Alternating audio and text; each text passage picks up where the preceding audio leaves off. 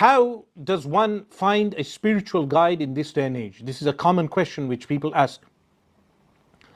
Al-Imam Ibn Ata'illah Al-Iskandari rahimahullah ta'ala, he mentions that when a person proposes to the daughter of a king, he must have a standard himself.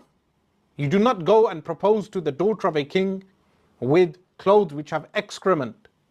So he states that a person who is looking for a spiritual guide, he must better himself to a standard by which he is able to find such a spiritual guide. What do we have in this day and age?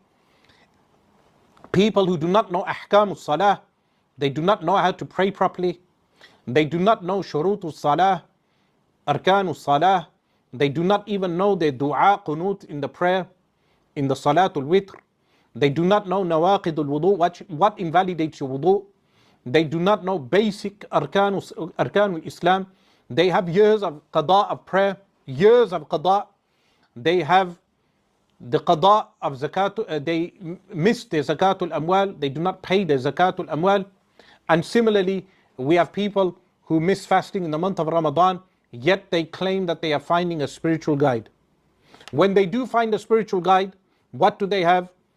Perhaps the spiritual guide will visit the country once a year. Perhaps they will go to visit the spiritual guide. Sometimes the misguidance is to the point that many of them, they actually do sajda to the peer. This is found that there are people who actually carry out sajda to their spiritual guide. Some of them are so misguided, they will do sajda to the graves. Some of them will do tawaf of the graves. Some of them are misguided to the point that they do not rely upon Al-Quran Al-Kareem for their shifa. They perhaps will go to the person for a ta'weed and believe that ta'weed alone will cure them, not resorting to acting upon the deen of Al-Islam, which is praying the 5 daily prayers, as well as the women wearing hijab.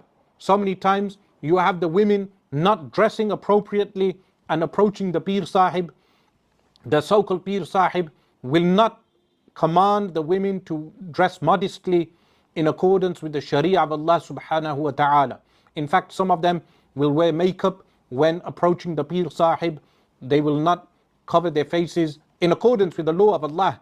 They will not dress appropriately, and they become misguided. Sometimes and many times the Pir Sahib, a person will spend decades with such a guide, they will not even learn the basic sifat of Allah subhanahu wa ta'ala.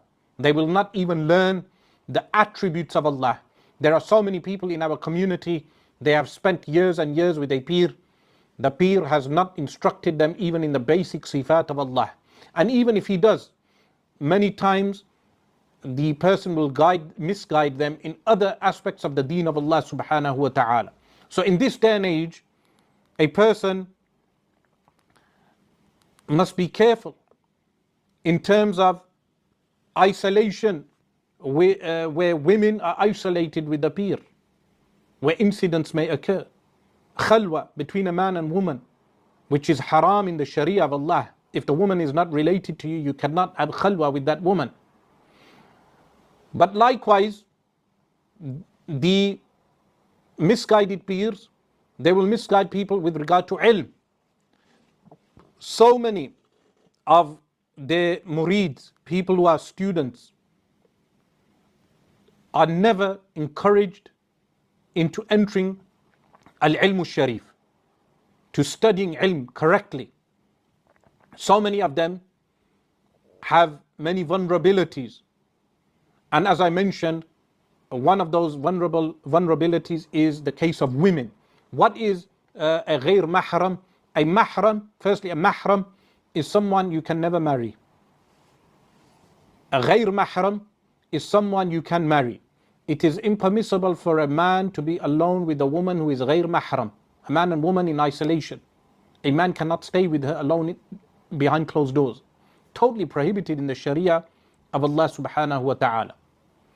And chuf pir is an ailment of an illness in our community. Such an ailment that if it is not rooted out, if the bid'ah in our community is not rooted out, you will only have the likes of Ali Mirza Engineer and the misguided people growing in number because they misguide people with regard to the real meaning of tasawwuf, the real meaning of real Sufi guides. In this day and age, a person does not need to take bay'ah with a person. It's not essential. What is essential is firstly in aqeedah to have correct belief. After correct belief, firstly you cannot blind follow, you cannot do taqleed in aqeedah of a modern person. When you follow the Quran and Rasulullah sallallahu alaihi wasallam, that is not deemed taqleed. If you ask someone, why do you believe in this, and he responds with a verse of the Quran, that is not taqleed. If you ask them, why do you believe in this, and they respond with a hadith of Rasulullah sallallahu alaihi wasallam, that is not taqleed. Taqleed is that when your peer becomes misguided, you become misguided with him. That is real taqleed. That is totally impermissible.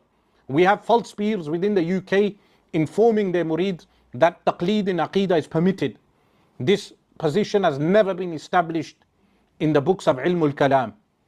That taqleed, meaning it's qawl marjuh, it's not permissible to do taqleed in aqeedah of these individuals.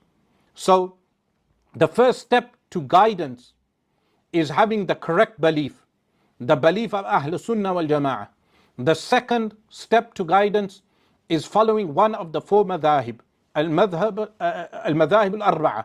You either follow the Hanafi school or the Shafi'i school or the Maliki school or the Hanbali school in your fiqh positions, following one of the schools of fiqh. And then when it comes to tasawwuf, a person takes guidance from the works of those ulama who have passed away, like Ihya Ulum al-Din of Imam Abu Hamid al-Ghazali or Tanbih al-Mughtarrin of Imam Abdul Wahhab al-Sha'rani, and these type of books. A person increases in istighfar and salawat and salam upon Rasulullah sallallahu alaihi wa alihi wasallam. In this day and age, as Imam Abu al-Abbas al-Mursi rahimahullah ta'ala states, in akhir al-zaman, spiritual guides will be difficult to find, meaning the person needs a certain level of qualification to have a superb Sufi guide.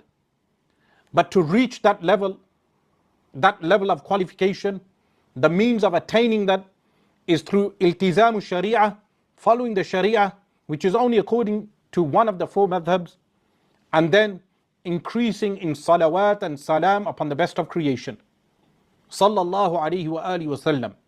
This is such a guide that Rasulullah sallallahu alaihi wa alihi wasallam said, "Man ra'ani fil manami faqad ra'a al-haq." Whoever saw me in a dream, he has indeed truthfully observed me. And وَمَنْ رَآنِي فِي الْمَنَامِ فَسَيَرَانِي فِي الْيَقَظَةِ.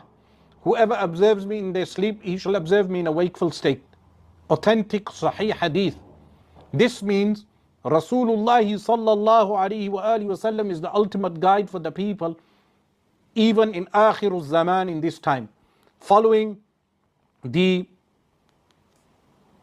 Sunnah of Rasulullah sallallahu alaihi wa alihi wasallam, and then increasing your salawat and salam upon the best of creation is your guide in this day and age. A person does not need a peer, because the peer culture today is corrupted. In fact, you have people who are not ulama claiming to be peers, but they can fool the general public that they are ulama, but they will avoid sitting with real ulama. Some of them cannot even recite a page from Sahih al-Bukhari and explain the page from Sahih al-Bukhari. Some of them will not know the Quran with qira'atu hafs, with tajweed. Many of them will not be able to even give a fiqh ruling, a ruling correctly from a madhab. This person is not a guide. A person who does not have these basic qualifications is not a guide. But even if a person is able to do that, they must fulfill the criteria as set out by the likes of Imam Abdul Wahhab al-Sha'rani rahimahullah ta'ala, which are found in his book Tanbih al-Mughtarrin. A person should read that book, Tanbih al-Mughtarrin. The Talabatul Ilm should read that book. The ulama, the mashaykh should sit down and read that book with their students, so we know the guidelines of a real person who follows the way of as-salafu salihun, the pious predecessors. That book is full of the conditions that are needed for a person to guide people. If a person claims to be a guide, today a Sufi guide, he must fulfill those conditions. Those conditions which are set out in Tanbihul Mukhtarreen. This is why I mentioned to many of those who claim to be Peer up and down the UK that when you interact with me, I will bring up those conditions of Imam Abdul Wahhab al-Sha'rani. This is our right.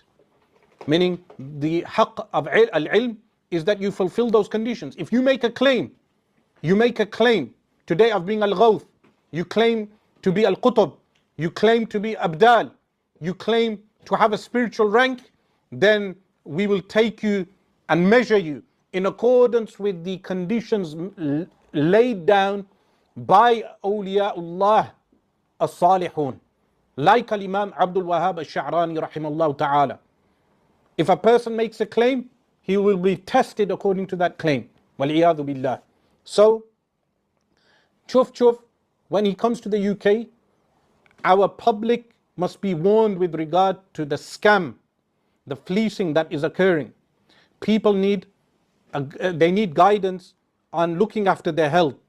They need guidance with regard to nutrition. They need guidance with regard to their mental health. They need guidance with regard to Al-Quranul Kareem and taking cure from Al-Quranul Kareem, taking the shifa from Al-Quranul Kareem. Now, many of the huffaz, the memorizers of the Quran, they worry with regard to reciting ruqya on the sick people. They should not desist from reciting ruqya on the sick people.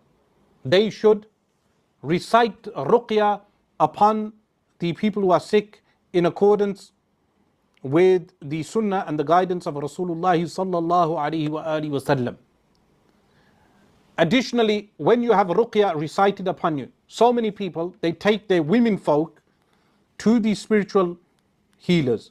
And when they take their women folk to the spiritual healers, firstly, the women are not dressed in hijab. Some of them, they wear makeup. And many times they leave the women isolated with the peer. And this leads to the scandals that we hear about in our community.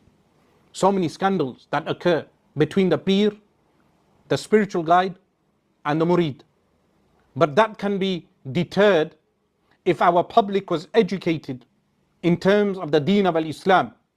That everyone today who complains about an abuse case, well, you should have known the Sharia of Allah subhanahu wa ta'ala. This is with regard to adults. They should know with regard to the Sharia of Allah subhanahu wa ta'ala. What does the Sharia of Allah subhanahu wa ta'ala permit? What does the Sharia of Allah subhanahu wa ta'ala forbid? For instance, women wearing inappropriate clothing, revealing clothing in front of the Peer Sahib. Totally haram. The woman should be wearing an abaya, a loose overgarment that covers the contours of the body, and be wearing scarves that cover the entire hair, as well as a face veil. And if there is no need to go in front of this so-called peer, the women should not actually be meeting these peers. But some of the men folk, they take their women to spiritual healers, and it leads to abuse cases across the country. Not only within the UK, but across the entire Muslim world, wherever this may occur. So there are guidelines laid out by the Sharia of Allah subhanahu wa ta'ala for a reason. And chuf peer is just one element of the peer culture. This peer culture today, the Wahhabi movement needs the false peers to validate itself. Let me repeat that again. The Wahhabi movement, the Najdi movement, the pseudo-Salafi movement requires the peer cultural movement to validate its claim of bid'ah and shirk upon Ahl Sunnah wal Jama'ah. As long as there is a promotion of this false peer culture, Wahhabism will grow. Because when you have bid'ah, when you have innovation in the practices of people, when you have lack of iltizam, lack of application of Sharia, when you have the proliferation of ignorance amongst the masses, when you have these cultural problems, then a person claiming to follow the Quran and Sunnah, people will follow him, because he is pointing out an internal cancer which is found in the body of those cultural Muslims. Those cultural Muslims who may prostrate to a peer, cultural Muslims who have a Jahil peer. Sometimes they may stay with the Jahil peer for decades and they will not realize he's actually a Jahil. He's a person who is actually very ignorant. Some of them are very ignorant and do not fulfill the shurut of an actual guide. And as I mentioned the work of Imam Abdul Wahhab al-Sha'rani, Tanbih al-Muqtarrin, but he has another work, Mawazin al-Qasirin min Shuyukh wa Muridin. And Imam Sidi Ahmad Zarruq, rahimahullah ta'ala, he has Uddatul Murid Sadiq, preparing the truthful Murid. Never mind a truthful guide. By the way, there are always awliyaullah salihun